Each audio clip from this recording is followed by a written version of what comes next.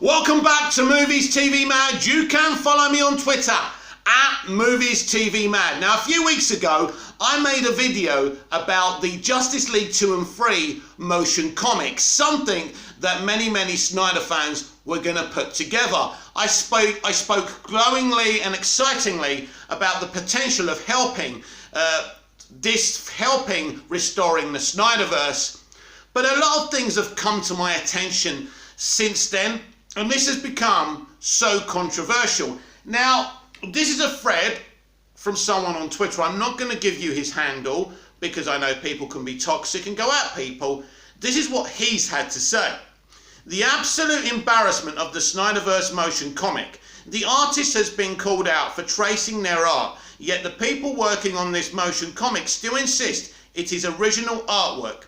If this thing wasn't getting shut down before, it will be now. There are a lot of dense Snyder fans defending this too. If it wasn't already apparent, some of these fans only care about work related to Snyder rather than the comic book source material, then it is now. Any regular comic book fan knows how seriously tracing is. Condemned. Right, so this is very interesting now. First of all, I have no evidence whatsoever that they're tracing other people's artwork. If they are, I absolutely 100% condemn that, because, you know, comic book artists work really hard. It's their job. Now listen, why is this a problem? Now, when this was first announced, certain people were saying this is going to be problematic. Warner Brothers won't allow this. Now let's cast our minds back quite a few months ago when Zack Snyder was talking during the promotional run of Army of the Dead. Now they asked him if there was any chance of him and Jim Lee doing a Justice League 2 and Justice League 3 comic book version of the movies he was going to do. Now he said that he had spoken to Jim Lee about this, but Warner Brothers didn't want this to happen. This was actually going to happen, but then they decided against it. So, if Warner Brothers said no to a comic book version of Justice League 2 and Justice League 3, you can kind of start to question this motion comic idea, because if they said no to Jim and Zack doing it, what makes you think that they're going to allow you to do this? In fact, the only way around this is to have your own artist and do, you know, designs and drawings of Henry Cavill, Gal Gadot, etc. You know, do the proper actors. Now, I'm not going to show you the pictures that have been posted thus far because I don't want to get in trouble because of copyright and things like that. I'm not sure if I'm legally allowed to show you these pictures. But these do look very comic booky pictures of these characters. They don't look like the actors, basically, or the one of Superman certainly doesn't look like Henry Cavill. What I'm saying to you, it's to do a comic book about these characters. The IPs are owned by Warner Brothers and DC.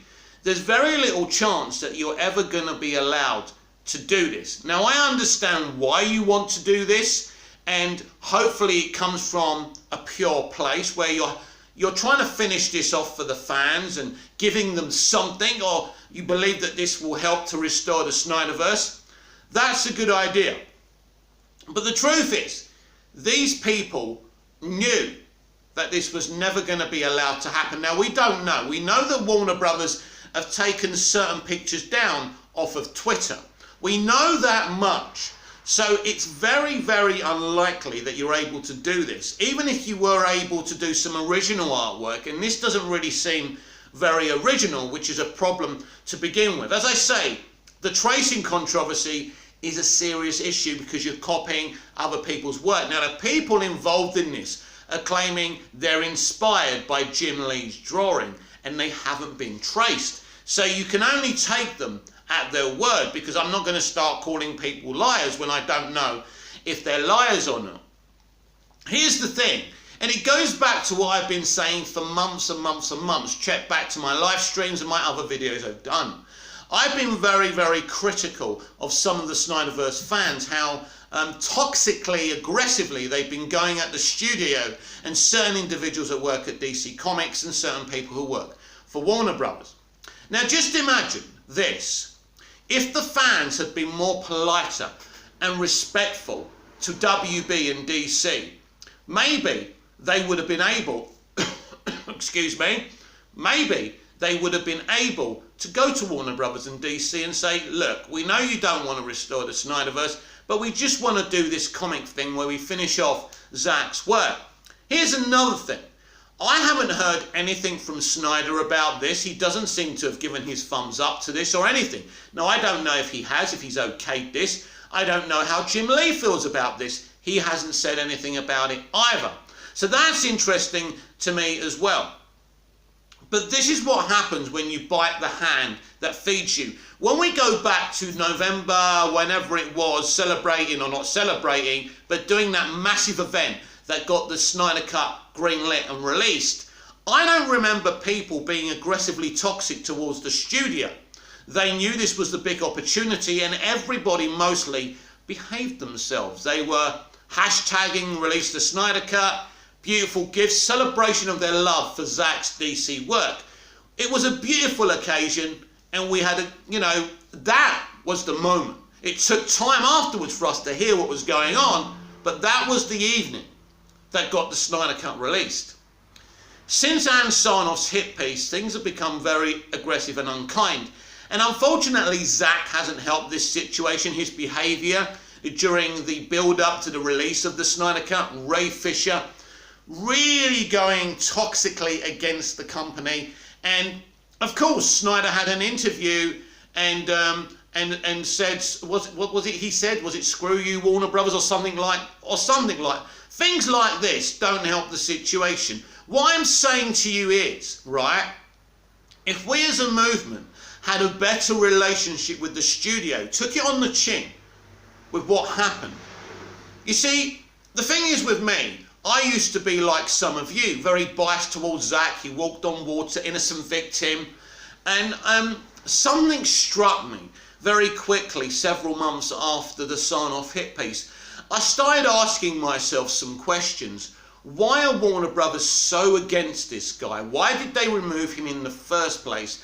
And I started asking some very important people some very important questions, and certain information came to my understanding, and I started to see, basically, what is that old saying? Never meet your heroes. And I started to realise that there was so much more to this situation than Zack Snyder being Warner Brothers victims. The whole stance of Warner Brothers from the beginning was the box office, was the driving away of the pure comic book fans and the broader audience. After all, they are a business. They made a business decision. Even with releasing the Snyder Cut, it was a business decision to launch HBO Max. That's why the cut was released in the first place. From the moment they said they weren't going to restore the Snyderverse or release the Air Cut, it's become so toxic. And now, with the scheduling of the Air Cut event on the 5th of August, these people doing the motion comic saying you either support the Flash or the motion comic. You know, and what I'm saying, what I'm trying to display and demonstrate to you, there could have been a situation. I mean, how can you do a motion comic about a company's IP when you clearly haven't gone to that company and said, can we have permission to do this? How can you do this without permission? And that is my problem with this. This thing looks like it's collapsed before it started. And, you know, these people talk about Warner Brothers a lot, but they haven't done their maths properly. They haven't thought about this properly.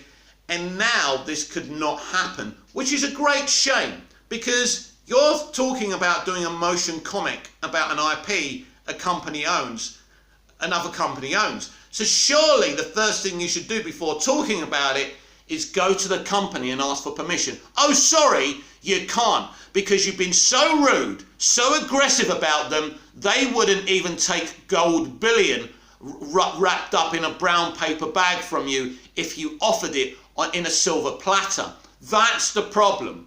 In life, it's about building relationships. I try and build relationships with fans and filmmakers and entertainers all the time. Of course, I've argued with some. It happens. It's social media. It's a reactive platform. But I'm always talking to these people all the time, to try and get a gauge in what's going on in the entertainment industry, because it's an industry I fucking love and I'm involved with in a very, very small element here in Cyprus. So it's about how can I say, making friends and influencing people. That doesn't mean you bend the knee. It means in life, to get what you want, you have to be amicable. You have to be emotionally intelligent. And these people have done everything but pull these people's hair and put them off. And Snyder's been just as bad, and Ray Fisher's just been just as bad. So you want to do this motion comic, and now you can't even approach the people for permission, because even if you did, they would say a straight out no. But it could have been different. It's like, I'm so surprised with Zach's and Ray's attitude towards the company. The studio, during the build up to the Snyder Cut's release, all the exposing of all the information, did you really think they were going to restore your universe when you treated them like that? They're a business. They didn't make personal decisions. And then people like Ray Fisher and not Zack Snyder, anyway, not publicly anyway, was going after Walter Hamada. These were really personal attacks and so unprofessional. So are you surprised that you can't approach them for permission to do this motion comic? This, as I say, is probably dead before it started.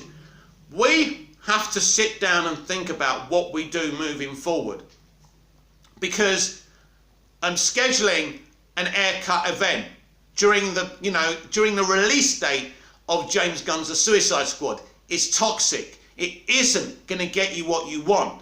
We all have to start sitting down and thinking, how can we work with Warner Brothers here? How can we put out an apology to them and say, do you know what? We don't approve of the decisions you've made, and we believe you've made some bad decisions and maybe treat the people we look up to badly, but we want to start again. We want to work with you and show you why you should restore the Snyderverse. This is the kind of thing we have to do, but there's too many emotionally unintelligent people who are simply not willing to do that. Comment down below, like, share and subscribe, and I'll see you again in the next video. See you again soon.